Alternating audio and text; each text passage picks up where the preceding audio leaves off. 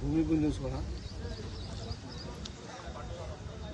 इलेक्शनच्या पिरियडमध्ये आम्ही या मायबाप जनतेच्या सेवेसाठी एक संकल्प केला. तो संकल्प असा होता की ज्याला कुणीच नाही, ज्याला मुलं बाळा असून रस्त्यावरती सोडले, त्याला राहण्याची, जेवणाची कशाची सोय नाही, आणि असे अनेक लोक तुम्हाला सांगतो की आमच्याकडे येतात आणि रडतात की माझा मुलगा मला सांभाळत नाही, सर्व्हिसला आहे, पण मी वन भटकतोय, भीक मागतोय. त्यावेळेसच मनामध्ये संकल्पना आली की ज्याला कुणी नाही त्याला शिवसेनेच्या माध्यमातून राहण्यासाठी त्या ठिकाणी आम्ही त्याची व्यवस्था करू. म्हणून या ठिकाणी आज हा भूमिपूजन सोहळा आम्ही केलेला आहे. माऊली वर्धा आश्रम या ठिकाणी आम्ही हे भूमिपूजन केलेलं आहे. मी इथलच्या मायबाप जनतेला एवढीच विनंती करेल, ज्या मायबापाने आपल्याला जन्म दिला त्या मायबापाला तळहातावरच्या फोडासारखं आपण सांभाळायला पाहिजे.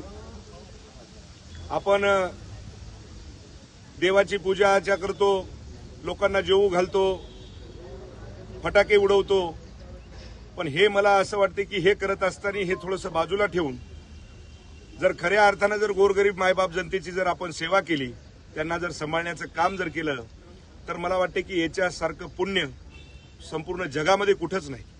त्यामुळे या ठिकाणी शिवसेनेच्या माध्यमातून वर्धा आश्रम या ठिकाणी आम्ही भूमिपूजन सोहळा केलेला आहे. हे जे वर्धा आश्रम आहे याच्यामध्ये केंद्र सरकार, महाराष्ट्र शासन याचा एकही रुपया त्या ठिकाणी आम्ही घेणार नाही.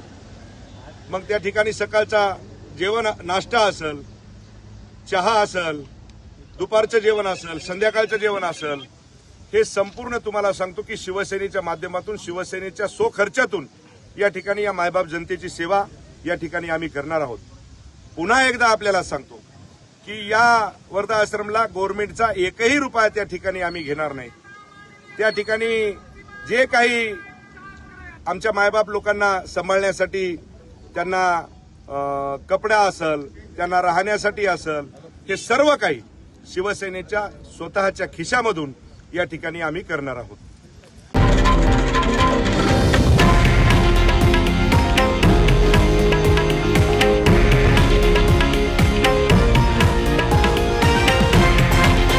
हे आहे देशातील नंबर 1 न्यूज नेटवर्क आणि आपण पाहत आहात TV9 मराठी, एकमेव.